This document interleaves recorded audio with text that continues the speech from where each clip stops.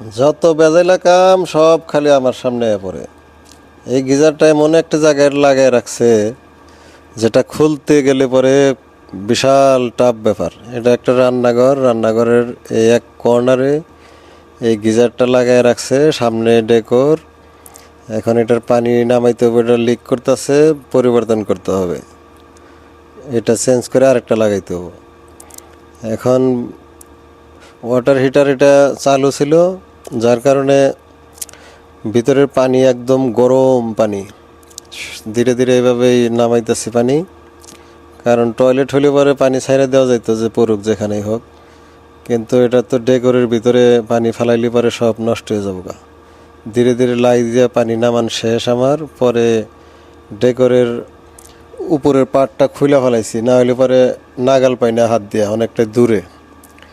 নিচে সিঁড়ি লাগাইছি কিন্তু উপরের পাট না খোলা পর্যন্ত নাগাল পেলাম না।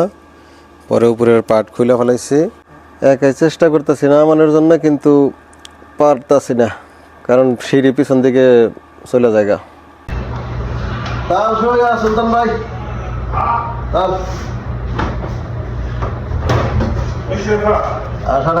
ছিলাম